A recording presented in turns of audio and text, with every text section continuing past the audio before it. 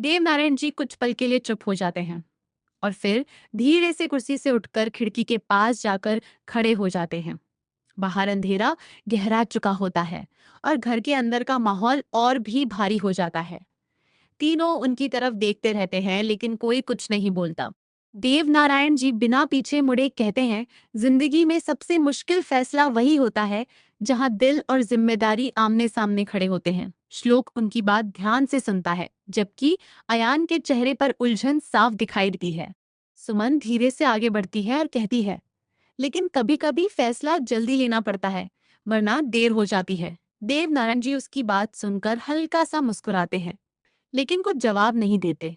श्लोक आगे बढ़कर कहता है, दादू जो भी फैसला होगा मैं आपके साथ हूँ, लेकिन मैं चाहता हूँ कि घर में कोई भी गलतफहमी ना रहे। देव नारायण जी उसकी तरफ देखते हैं और सिर हिला देते हैं। अयान अचानक बोल पड़ता है, दादू मैं बदलना चाहता हूँ, मुझे एक मौका चाहिए, मैं सब सीखना चाहता हूँ। उसकी आवाज में पहली बार सच्चाई महसूस होती है। ये सुनकर देव नारायण जी की आंखों में हल्की चमक आ जाती है। देव नारायण जी कहते हैं, मौका हर किसी को मिलता है, लेकिन उसे साबित करना पड़ता है। अब समय है कि तुम दोनों खुद को साबित करो और दिखाओ कि कौन इस जिम्मेदारी के लायक है। यह सुनकर सुमन के चेहरे पर फिर से तनाव आ जाता है। उसे लगता है कि अब खेल और मुश्किल हो गया है। वह चुपचाप वहां से निकल जाती है, लेकिन उसके दिमाग में एक नई चाल बननी शुरू हो जाती है। रात गहराती जाती है और घर के अलग अलग कमरों में हर कोई अपने अपने विचारों में खो जाता है। श्लोक अपने कमरे में बैठा अगला कदम सोच रहा होता है, जबकि अयान पहली बार अपने आप से सवाल कर रहा होता है। उधर सुमन अपने कमरे में फोन उठाती है और किसी अनजान नंबर पे कॉल करती है और धीरे से कहती है, अब वक्त आ गया है, जो मैंने कहा था वह काम शुरू कर दो। उसकी आवाज में ठंडा इरादा साफ झलक रहा होता है। अगली सुबह घर का माहौल ऊपर से सामान्य दिख रहा होता है, लेकिन अंदर ही अंदर सब कुछ बदल चुका होता है। श्लोक जल्दी उठकर ऑफिस जाने की तैयारी करता है, जबकि अयान पहली बार खुद से तैयार होकर नीचे हॉल में आता है। देवनारायण जी दोनों को एक साथ देखते हैं और बिना कुछ कहे सिर्फ उन्हें गौर से देखते रहते हैं, जैसे वह उनके हर कदम को समझना चाहते हों। सुमन भी दूर से सब कुछ देख रही होती है, लेकिन उसके चेहरे पर अजीब सी शांति होती है।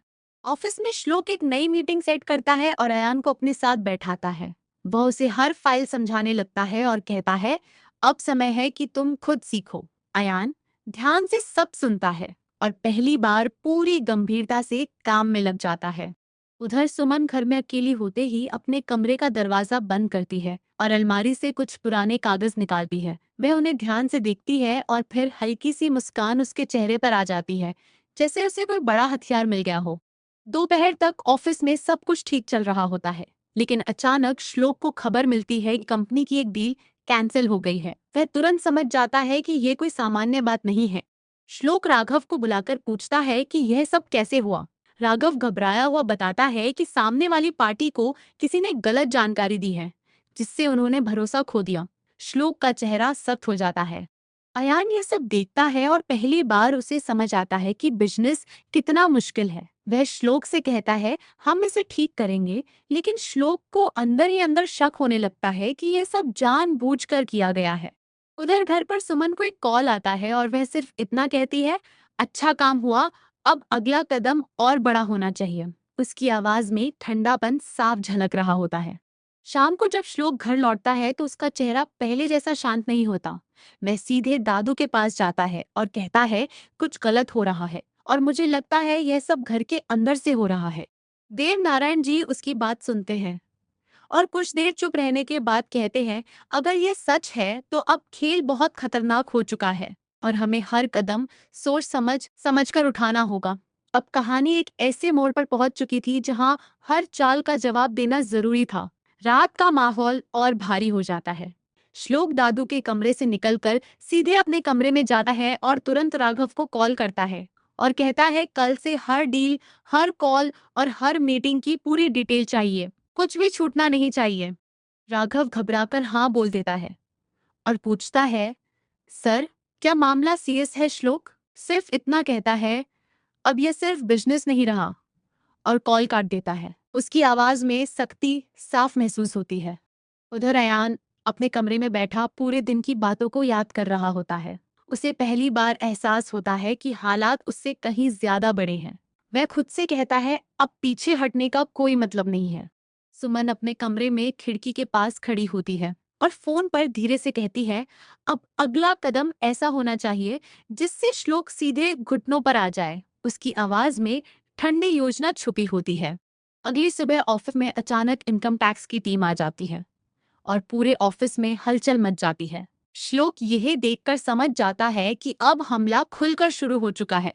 वह तुरंत स्थिति संभालने में लग जाता है। अयान भी उसके साथ खड़ा होता है और पहली बार बिना घबराए हर चीज को मैनेज करने में मदद करता है। दोनों के बीच एक नई समझ बनने लगती है, लेकिन श्लोक की नजरें बार बार लोगों के चेहरों को पढ़ रही होती हैं। उधर घर पर सुमन को खबर मिलती है और उसके चेहरे पर हल्की सी मुस्कान आ जाती है। वो खुद से कहती है, अभी तो ये शुरुआत है, असली खेल अभी बाकी है। शाम तक किसी तरह श्लोक टीम को संभाल लेता है, लेकिन उसे साफ समझ आ जाता है कि कोई अंदर से सब कुछ प्लान कर रहा है। वह दादू के पास जाकर सारी बात बताता है। देव नारायण जी ध्यान से सुनते हैं और फिर धीरे से कहते हैं, अगर दुश्मन घर के अंदर है तो जीतना आसान नहीं होगा, लेकिन नामुमकिन भी नहीं। हमें उसे सामने लाना होगा। अगली सुबह श्लोक बहुत जल्दी ऑफिस पहुंच जाता है और सबसे पहले सिक्योरिटी टीम को बुलाकर कहता है कि पिछले कुछ दिनों की सारी सीसीटीवी फुटेज निकाली जाए। उसकी आंखों में साफ था कि अब वह किसी को भी छोड़ने वाला नहीं है। राघव भी घबराया हुआ उसके साथ खड़ा रहता है और हर छोटी से छोटी जानकारी नोट करने लगता है। श्लोक हर फुटेज को ध्यान से देखता है और कुछ अजीब हरकतें उसकी नजर में आने लगती हैं। उधर अयान भी ऑफिस पहुंचता है और श्लोक के साथ बैठकर फुटेज देखने लगता है। धीरे धीरे दोनों को एहसास होता है कि कुछ फाइल्स और डॉक्यूमेंट्स तक किसी अनजान तरीके से पहुंच बनाई जा रही थी। श्लोक तुरंत आईटी टीम को बुलाता है और सिस्टम चेक करने को कहता है। थोड़ी देर में पता चलता है कि कंपनी के सिस्टम में बाहर से एक्सेस किया गया था। ये सुनकर श्लोक का शक और गहरा हो जाता है। उधर घर पर सुमन बिल्कुल सामान्य व्यवहार कर रही होती है, जैसे उसे कुछ पता ही ना हो। लेकिन उसके फोन पर बार बार मैसेज आ रहे होते हैं, जिन्हें वह चुपचाप पढ़कर डिलीट कर देती है। दोपहर में श्लोक को एक अनजान नंबर से कॉल आता है। सामने से कोई आवाज नहीं आती, लेकिन कुछ सेकंड बाद कॉल कट जाता है। श्लोक को यह सब एक चेतावनी जैसा लगता है। अयान कहता है ये सब कोई बहुत प्लान करके कर रहा है। श्लोक उसकी तरफ देखता है और कहता है, और वह हमें बहुत करीब से जानता है, तभी तो हर चाल हमारे खिलाफ जा रही है। शाम को श्लोक घर लौटता है और सीधे दादू के पास जाता है और कहता है, अब बात साफ है, ये कोई बाहरी दुश्मन नहीं है, ये सब घर के अंदर से हो रहा है। देव नारायण जी कुछ पल के लिए आंखें बंद करते हैं और फिर धीरे से कहते हैं, अगर ऐसा है तो अब हमें सच जानने के लिए एक कदम और आगे बढ़ाना होगा। उसी वक्त सुमन दूर खड़ी सब सुन रही होती है और उसके चेहरे पर हल्की सी मुस्कान आ जाती है, जैसे उसे पहले से पता हो कि अगला कदम क्या होने वाला है। अब खेल और भी खतरनाक मोड़ लेने वाला था। देव नारायण जी उसी रात श्लोक और अयान को अपने कमरे में बुलाते हैं और दरवाजा बंद कर देते हैं। कमरे में सिर्फ तीनों होते हैं और माहौल पहले से ज्यादा गंभीर होता है। देव नारायण जी कहते हैं, अब हमें सामने से नहीं बल्कि चाल से खेलना होगा। जो हमें देख रहा है उसे लगे कि हम कुछ नहीं समझ रहे, तभी वह गलती करेगा। श्लोक ध्यान से सुनता है और सिर हिला देता है। अयान पूछता है, हमें क्या करना होगा? देवनारायण जी कहते हैं, कल से तुम दोनों के बीच दूरी दिखनी चाहिए। ऐसा लगे कि तुम दोनों एक दूसरे के खिलाफ हो, तभी असली खिलाड़ी बाहर आएगा। अगले दिन ऑफिस में श्लोक और अयान के बीच जानबूझकर बहस होती है। स्टाफ भी यह देखकर हैरान हो जाता है। श्लोक गुस्से में मीटिंग छोड़कर निकल जाता है और अयान भी अलग रास्ता पकड़ लेता है। ये खबर जल्दी ही घर तक पहुंच जाती है। सुमन को जैसे ही ये बात पता चलती है, उसके चेहरे पर संतोष दिखता है। उसे लगता है कि अब उसका काम आसान हो गया है। वह तुरंत अपने फोन से एक मैसेज भेजती है और कुछ देर बाद उसे जवाब मिलता है कि अब अगला कदम लिया जा सकता है। उसकी आंखों में जीत की चमक आ जाती है। उधर श्लोक अपने केबिन में बैठा होता है और राघव से कहता है, सब कुछ रिकॉर्ड हो रहा है ना? राघव हाँ में सिर हिलाता है। अब साफ हो जाता है कि यह झगड़ा सिर्फ एक चाल थी। अयान भी अलग केबिन में बैठकर वही खेल खेल रहा होता है, लेकिन उसके चेहरे पर तनाव साफ दिखाई देता है, क्योंकि यह सब उसके लिए नया था। शाम को श्लोक को एक और खबर मिलती है कि कंपनी के एक बड़े प्रोजेक्ट के पेपर्स लीक हो गए हैं। अब मामला और भी गंभीर हो चुका था। अगली सुबह ऑफिस में माहौल पहले से ज्यादा तनावपूर्ण होता है। श्लोक जानबूझकर सबके सामने अयान पर गुस्सा दिखाता है और कहता है, अगर तुमसे काम नहीं संभलता तो दूर रहो। अयान भी उसी अंदाज में जवाब देता है और दोनों के बीच टकराव साफ नजर आता है। स्टाफ ये सब देखकर फुसफुसाने लगता है और यही बात धीरे धीरे बाहर तक पहुंचने लगती है। उधर सुमन को जैसे ही ये खबर मिलती है, वह और ज्यादा निश्चिंत हो जाती है। उसे लगता है कि अब श्लोक अकेला पड़ चुका है। दोपहर के समय राघव श्लोक को एक जरूरी जानकारी देता है कि जिस सिस्टम से डेटा लीक हुआ था उसका लिंक एक पुराने कॉन्टैक्ट से जुड़ा है जो कभी घर के लोगों के जरिए ही आया था। ये सुनकर श्लोक का शक और पक्का हो जाता है। उधर अयान को भी एक अनजान कॉल आता है जिसमें कोई उसे उकसाने की कोशिश करता है कि वह श्लोक के खिलाफ खड़ा हो जाए। अयान कुछ देर चुप रहता है और फिर कॉल काट देता है, लेकिन उसके मन में हलचल शुरू हो जाती है। शाम को घर में सब एक साथ बैठे होते हैं और माहौल सामान्य दिखाने की कोशिश होती है, लेकिन अंदर ही अंदर सब एक दूसरे को परख रहे होते हैं। देव नारायण जी सबको ध्यान से देखते रहते हैं। अचानक सुमन बात शुरू करती है और कहती है, अब जब दोनों में ही इतना फर्क आ गया है तो फैसला जल्दी होना चाहिए। यह सुनकर श्लोक और अयान दोनों उसकी तरफ देखते हैं। देव नारायण जी शांत आवाज में कहते हैं, अभी कोई फैसला नहीं होगा, लेकिन अब समय दूर नहीं है। उनकी बात में छुपा संकेत साफ था कि कुछ बड़ा होने वाला है। रात को श्लोक और अयान फिर से चुपके से मिलते हैं और सारी जानकारी शेयर करते हैं। अब दोनों को यकीन हो जाता है कि यह खेल घर के अंदर से ही खेला जा रहा है। उसी समय राघव का मैसेज आता है कि कल एक बड़ा ट्रांजैक्शन होने वाला है जो सब कुछ साफ कर सकता है। श्लोक की आंखों में शक्ति आ जाती है और वह कहता है, यही मौका है। अगले दिन सुबह से ही श्लोक और अयान पूरी तरह तैयार रहते हैं। राघव के बताए ट्रांजैक्शन को ट्रैक करने के लिए आईटी टीम भी अलर्ट रहती है। हर मूवमेंट पर नजर रखी जा रही होती है। माहौल बिल्कुल ऑपरेशन जैसा हो जाता है। कुछ देर बाद सिस्टम पर एक एक्टिविटी दिखाई देती है और सभी की नजर स्क्रीन पर टिक जाती है। ट्रांजैक्शन शुरू होता है और उसका सोर्स धीरे धीरे ट्रेस होने लगता है। श्लोक की आंखों में शक्ति बढ़ती जाती है। जैसे ही लोकेशन सामने आती है, सब चौंक जाते हैं क्योंकि सिग्नल सीधे घर के अंदर से आ रहा होता है। अयान तुरंत श्लोक की तरफ देखता है और बिना कुछ बोले दोनों समझ जाते हैं कि अब सच सामने आने वाला है। दोनों तुरंत घर के लिए निकलते हैं। रास्ते भर खामोशी रहती है, लेकिन उनके चेहरों पर साफ था कि अब खेल खत्म करने का समय आ गया है। घर पहुंचते ही वे सीधे उस कमरे की तरफ बढ़ते हैं जहां से सिग्नल आ रहा होता है। दरवाजा बंद होता है। श्लोक जोर से दरवाजा खोलता है। अंदर का नजारा देखकर दोनों कुछ पल के लिए रुक जाते हैं। वहां सुमन खड़ी होती है और उसके हाथ में लैपटॉप होता है। स्क्रीन पर वही ट्रांजैक्शन चल रहा होता है। अयान के चेहरे पर यकीन टूटने का असर साफ दिखता है। वह धीरे से कहता है, मम्मा, यह सब आप कर रही थी। सुमन कुछ पल चुप रहती है, फिर बिना डर के सीधा जवाब देती है, हाँ। श्लोक आगे बढ़कर कहता है, आखिर क्यों? सुमन उसकी आंखों में देखते हुए कहती है, क्योंकि मुझे अपने बेटे का हक चाहिए था और तुम उसके रास्ते में खड़े थे। कमरे में भारी खामोशी छा जाती है। अयान पीछे हट जाता है।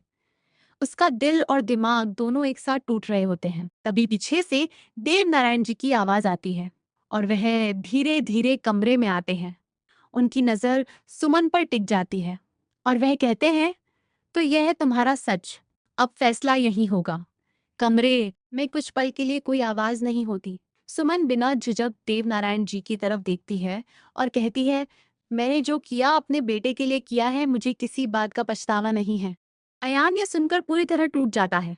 वह धीरे से पीछे हटता है और कहता है, मम्मा, आपने मुझे क्या बना दिया? मैं ऐसा नहीं हूँ। उसकी आवाज में दर्द साफ महसूस होता है। श्लोक सख्त नजरों से सुमन को देखता है और कहता है, आपने सिर्फ बिजनेस को नहीं बल्कि इस घर के भरोसे को तोड़ा है। यह सिर्फ जायदाद की बात नहीं है, यह रिश्तों की बात है।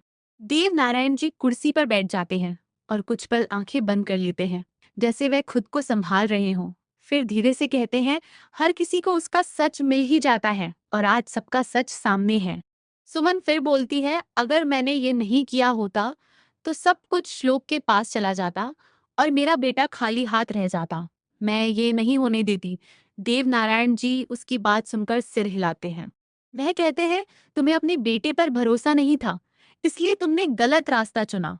लेकिन याद रखो, गलत रास्ता कभी सही मंजिल तक नहीं पहुंचाता। कमरे का माहौल और भारी हो जाता है।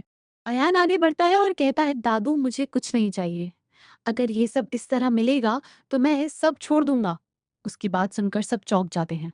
श्लोक उसकी तरफ देखता है और पहली बार उसके चेहरे पर सम्मान नजर आता है। वह कहता है, यही असली हक है, जो कमाया जाता है, छीना नहीं जाता। देव नारायण जी धीरे से उठते हैं और कहते हैं, अब फैसला करना ही होगा। लेकिन ये फैसला सिर्फ जायदाद का नहीं, बल्कि इस घर के भविष्य का होगा। उनकी आवाज में अंतिमता साफ महसूस होती है। देव नारायण जी कुछ पल के लिए सबकी तरफ देखते हैं और फिर धीरे से कहते हैं, आज जो हुआ उसने सब कुछ साफ कर दिया है।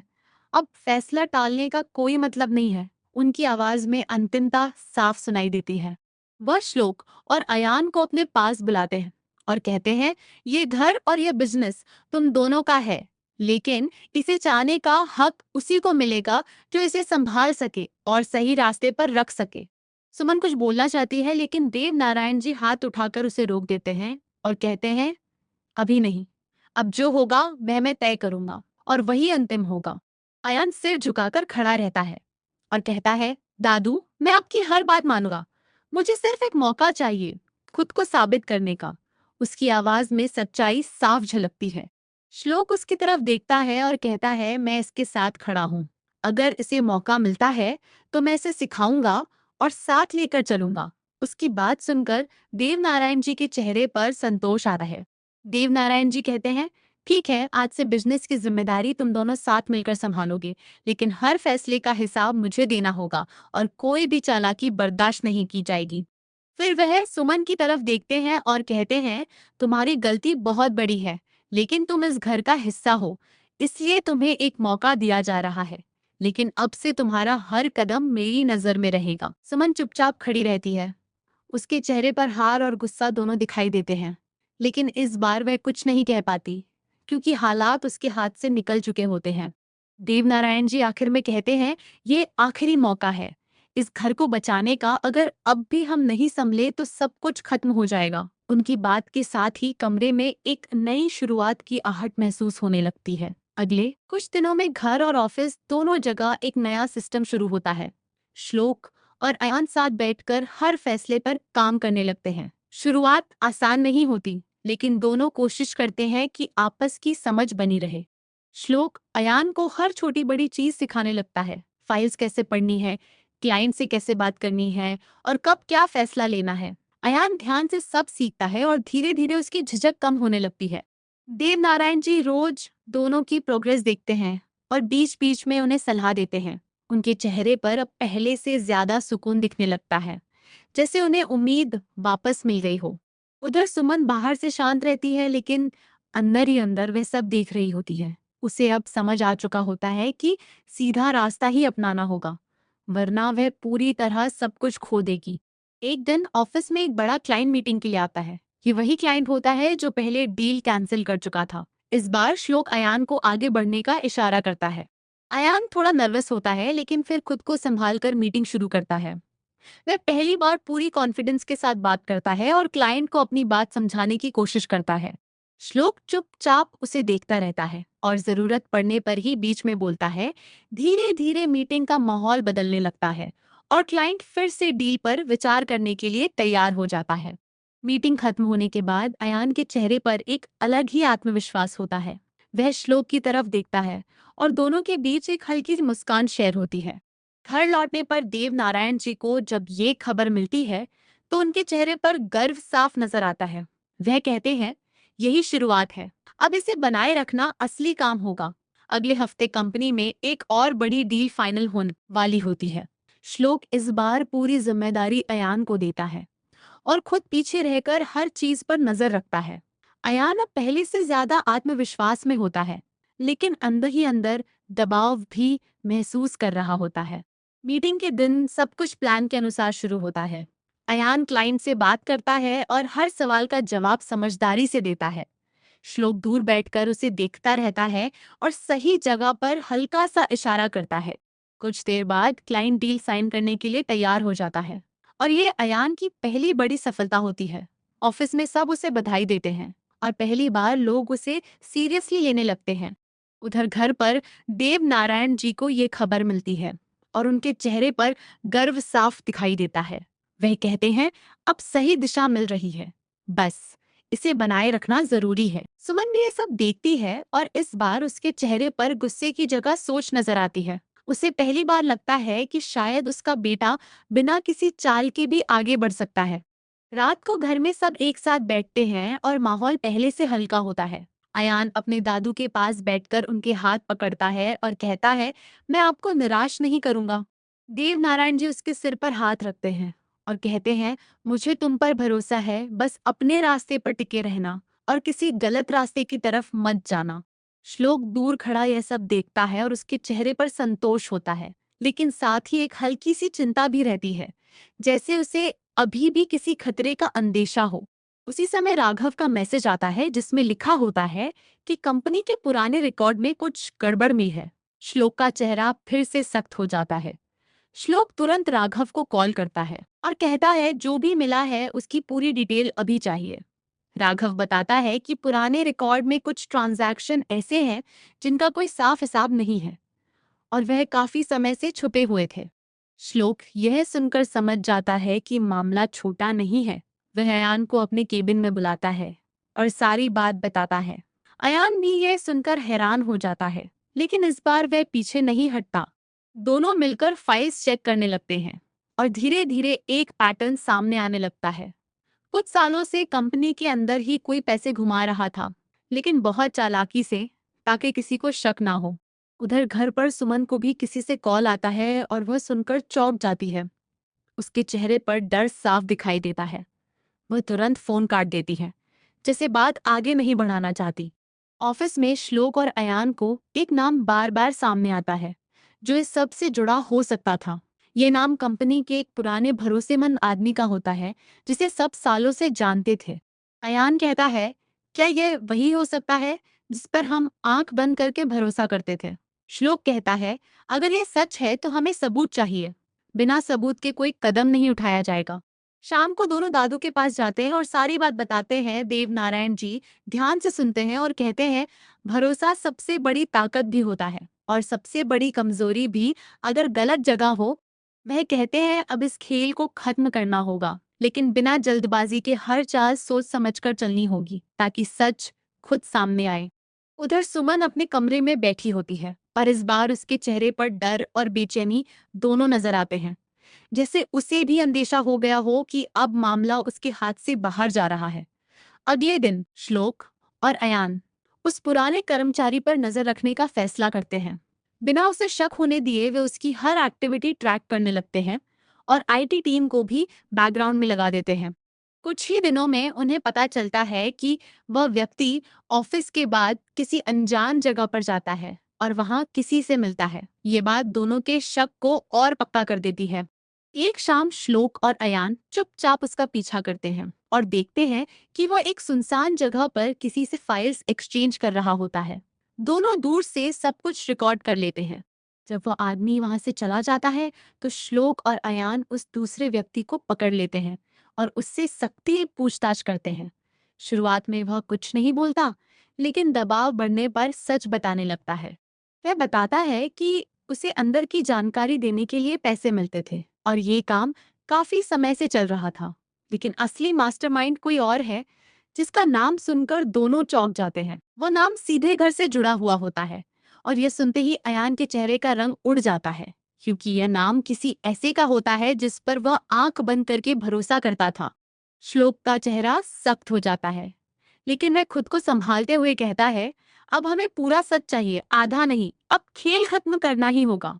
दोनों तुरंत दादू के पास जाते हैं और सारी बात बताते हैं। देव नारायण जी यह सुनकर गहरी सांस लेते हैं और कहते हैं, मुझे अंदेशा था लेकिन उम्मीद थी कि ऐसा नहीं होगा।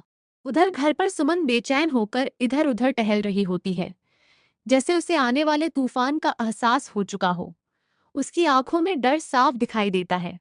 देव नारायण जी कुछ देर चुप रहते हैं और फिर श्लोक और अयान से कहते हैं, अब यह खेल खत्म करने का समय आ गया है, लेकिन सबूत इतना मजबूत होना चाहिए कि कोई बच ना सके। उनकी आवाज में दृढ़ता साफ सुनाई देती है। श्लोक और अयान उसी रात एक योजना बनाते हैं जिसमें वे उस कर्मचारी और उसके संपर्क को रंगे हाथ पकड़ने का फैसला करते हैं। राघव और आईटी टीम भी पूरी तरह तैयार रहती है। अगले दिन ऑफिस में सब कुछ सामान्य दिखाया जाता है, लेकिन अंदर ही अंदर हर कदम रिकॉर्ड हो रहा होता है। श्लोक जानबूझकर एक बड़ी डील की जानकारी सिस्टम में डालता है ताकि जाल बिछाया जा सके। कुछ ही घंटों में वही एक्टिविटी फिर से दिखाई देती है, और इस बार पूरा डेटा लाइव ट्रैक किया जा रहा होता है। श्लोक इशारा करता है और टीम तुरंत हर मूवमेंट लॉक कर देती है। उसी समय उस कर्मचारी को पकड़ लिया जाता है और उसके फोन और लैपटॉप से सारे सबूत सामने आने लगते हैं। अब उसके पास कुछ छुपाने के लिए नहीं बचता। वह घबराकर सब सच बता देता है, और इस बार वह सीधे उस नाम का जिक्र करता है जो इस पूरे खेल का असली चेहरा होता है। यह नाम सुनते ही अयान एकदम सन्न रह जाता है। श्लोक बिना समय गंवाए अयान को लेकर सीधे घर की तरफ निकलता है। दोनों के चेहरे पर तनाव साफ होता है, क्योंकि अब उन्हें उस इंसान का सामना करना था जिस पर सबसे ज्यादा भरोसा किया गया था। घर पहुंचते ही वे सीधे हॉल में जाते हैं जहां सभी मौजूद होते हैं। श्लोक बिना कुछ बोले सारे सबूत टेबल पर रख देता है और कहता है, अब सच छुप नहीं सकता। देव नारायण जी धीरे से खड़े होते हैं और कहते हैं, आज इस घर का असली चेहरा सामने आएगा। उनकी नजरें सीधे उस इंसान पर टिक जाती हैं जिसका नाम सामने आया था। हॉल में गहरी खामोशी छा जाती है। सभी की नजरें उसी इंसान पर टिक जाती हैं जिसका नाम सामने आया था। वह धीरे से आगे बढ़ता है और चेहरे पर घबराहट साफ दिखाई देती है। अयान उसकी तरफ देखता है और उसकी आवाज कांप जाती है जब वह कहता है, मुझे यकीन नहीं हो रहा कि आप ऐसा कर सकते हैं। आपने ही मुझे हमेशा सही गलत सिखाया था। वह इंसान कुछ पल चुप रहता है, फिर नीचे नजर झुकाकर सच कबूल कर लेता है और कहता है, मैंने यह सब पैसों के लिए नहीं किया, बल्कि बदले के लिए किया था। उसके शब्द सुनकर सब चौंक जाते हैं। श्लोक सख्त आवाज में पूछता है, कैसा बदला? वह धीरे से बताता है कि सालों पहले एक फैसले की वजह से उसका परिवार बर्बाद हो गया था और वह उसी का हिसाब चुकाना चाहता था। देवनारायण जी यह सुनकर गहरी सांस लेते हैं और कहते हैं, अगर तुम्हें शिकायत थी तो सामने आकर बात कर सकते थे। इस तरह पीछे से वार करना कायरता है। अयान के लिए यह सब सहना मुश्किल हो जाता है। वह पीछे हट जाता है और उसकी आंखों में दर्द साफ दिखाई देता है। उसे समझ नहीं आता कि जिस पर उसने भरोसा किया वही सबसे बड़ा धोखा दिया। सुमन भी यह सब सुनकर चुप हो जाती है, क्योंकि अब मामला उसके हाथ से पूरी तरह निकल चुका होता है। उसे एहसास होता है कि उसकी चालों ने हालात और बिगाड़ दिए।